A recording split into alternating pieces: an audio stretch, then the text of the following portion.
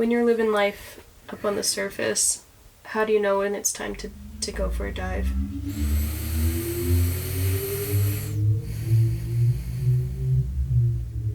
From KCRW, this is Here Be Monsters. I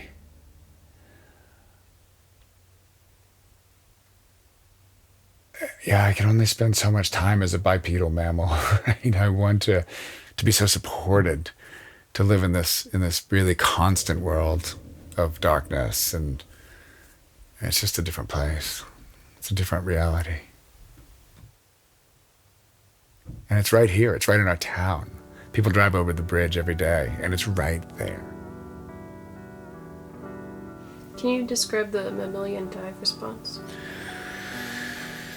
Yeah, so the mammalian dive response, to me, I call it the flip. Right? Like holding a breath and sealing up everything and feeling all the nerves in my face innervated with water. And there's a certain level of relaxation and a certain level of calmness that I feel. And then it happens. All of a sudden, I'm cruising down a rock wall in the darkness, and I just feel so good.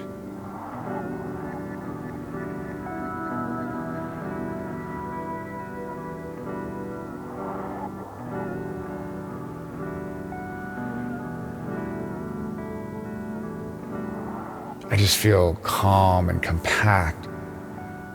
I can feel my heartbeat, but it's slow. Watching the rock wall kind of move past and looking at things. And I feel for those couple minutes that I could just stay down there for an unlimited amount of time, really.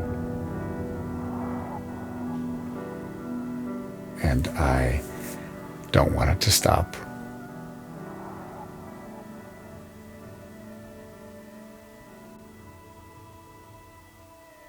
I can go for hours diving back and forth. I mean, to the point where I know I'm going to have a headache the rest of the day from CO2 buildup, but it's just worth it. It's worth it to have those moments, to have those hours of going down and spending time under 50 or 60 feet of water.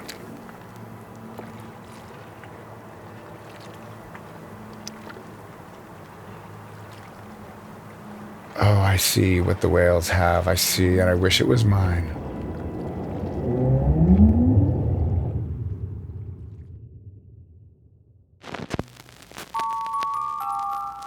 Here Be Monsters, the podcast about a wish for a fish. The podcast about the unknown.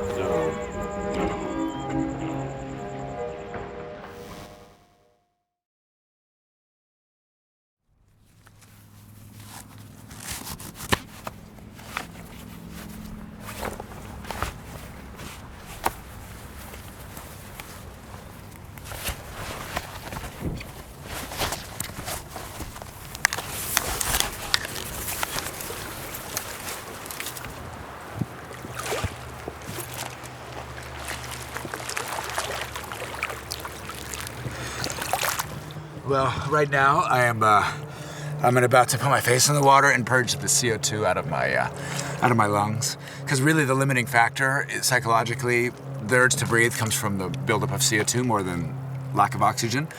And then when I feel fully relaxed, I'll do a duck dive and push my legs up out of the water, and that drives my body down. And then I try to coast down into the water.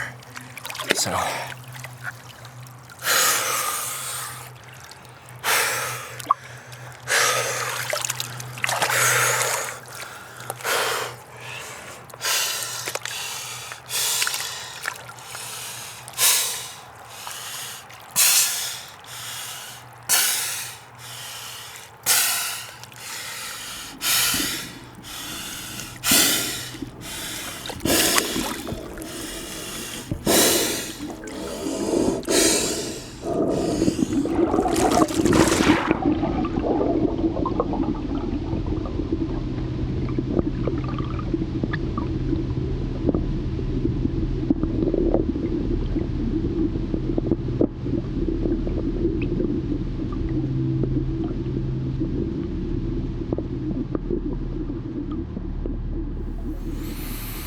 Murk.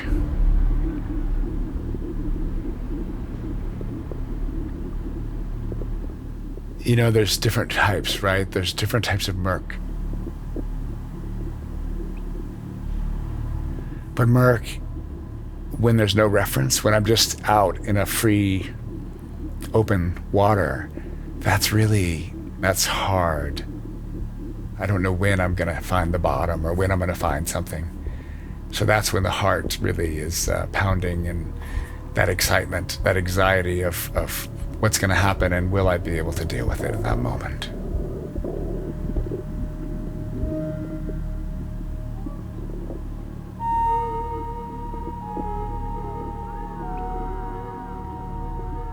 Even floaters in my actual eyeball become something. Did I see something? Am I still down? Am I up? Which way am I swimming? And sometimes I'll let a bubble out just and watch it to reference that I'm actually still going down. In the murk, a lot of times the sun isn't even obvious.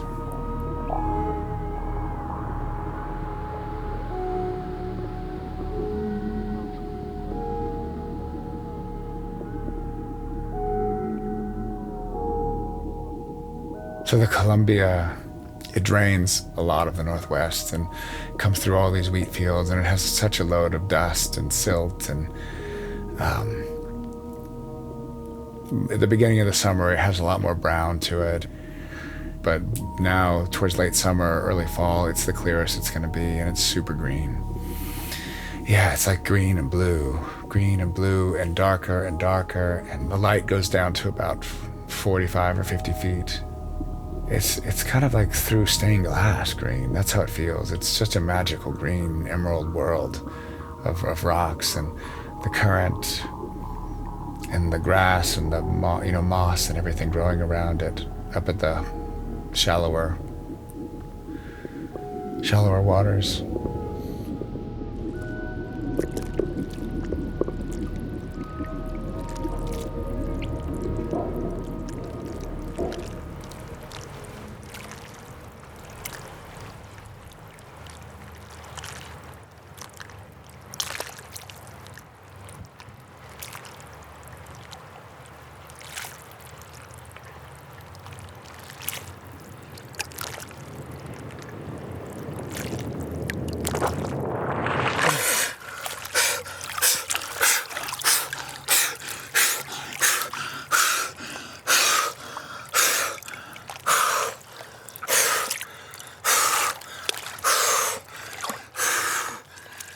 That was good timing. My dive response just has clicked in. I was so relaxed, and I just was sinking, and there's some massive boulders, and I went around the bottom of them, and I found a weight, a little lead, which is not many of them around here, so there it is.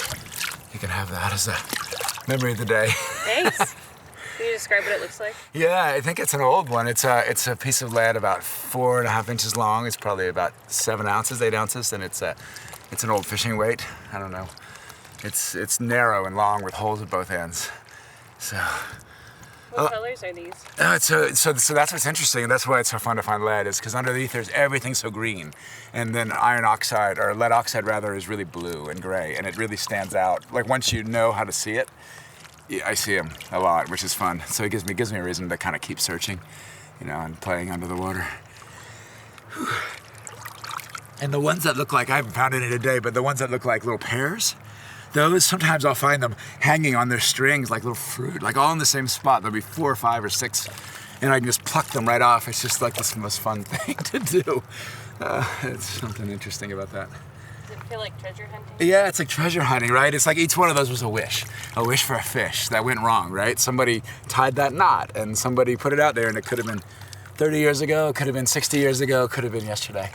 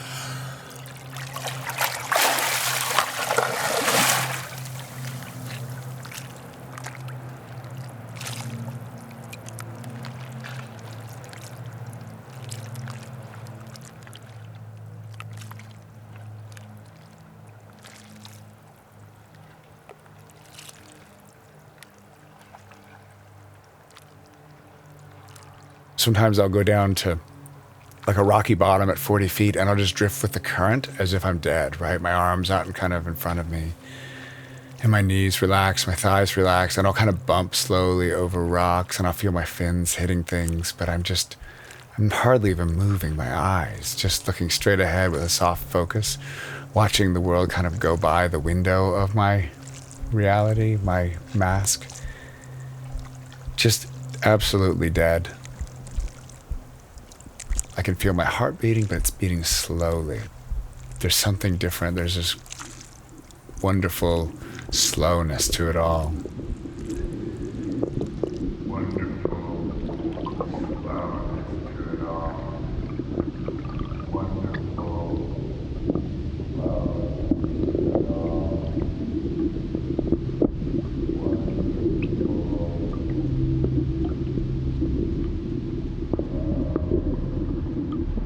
I think I'm more than 10 feet long when I'm on the surface.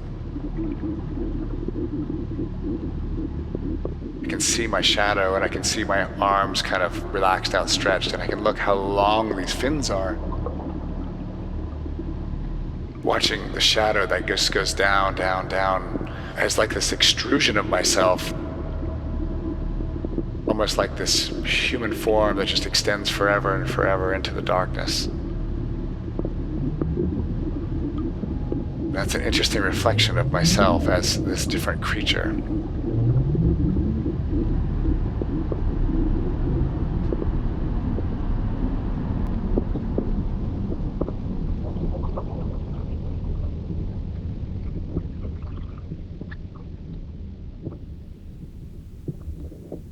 One time I found a big fishing weight and I knew it had some string on it, but I didn't know it was a really thick line, and I was coming back up and I could see the sky and I could see the clouds and I could see the waves, and all of a sudden the string stopped me, and it was a heavy line, and it was the weight was in my bag, and I hadn't realized that the fishing line was still on it, and I stopped, and I had been down a while. And I could see the sky and I could see the air, and I was so ready to breathe, and I stopped, and I couldn't swim against it. I couldn't swim against this 50-pound or 70-pound test line. And it was such a panic, because there it was, like the ceiling of this room, right there, that I couldn't have it. And I fumbled for my knife, and I grabbed the knife and I started slashing and I cut it. And man, that was so incredibly painful to see the clouds and to see the sky and to see the wind and to see the waves and to be 7 or 10 feet below.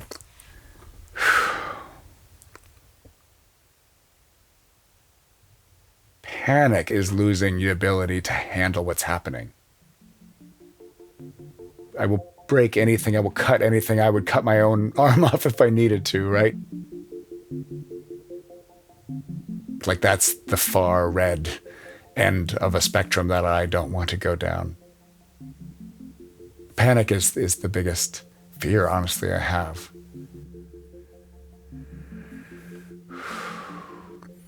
And I've passed out before. I passed out after doing 125 meters in the pool on a single breath with fins. And I came up and I was just feeling so lightheaded, I didn't even breathe. I came up and was holding onto the side of the pool, and then I passed out.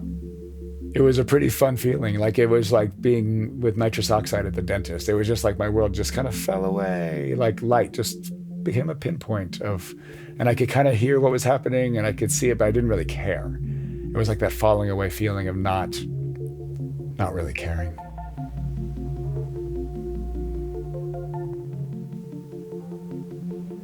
So in a way, I'm not really scared of dying under the water. I am scared of panic.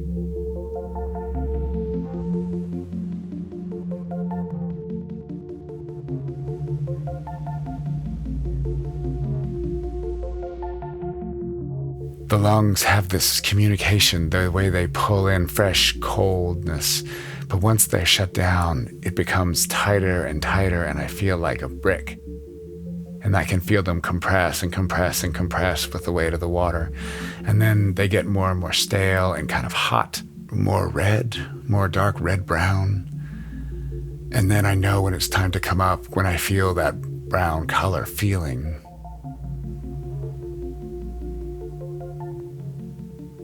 I put my face towards the sun on the way up, and I'm cruising up and becoming more buoyant and heading towards the surface, and I can see the surface. And then I break through, and I let out all that brown kind of fog of old breath, and then there's that clear blue, cold and fresh and clear air.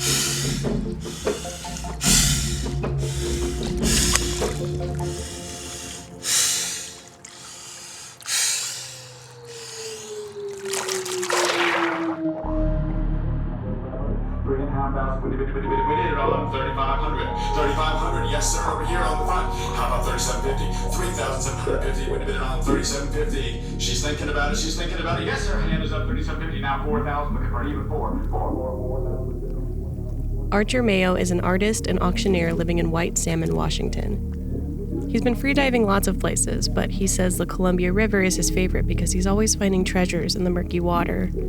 To see photos of Archer doing his breathing exercises, preparing to dive, go to our website, HBMpodcast.com. Autumn is here, and we know that the weather will soon start to chill.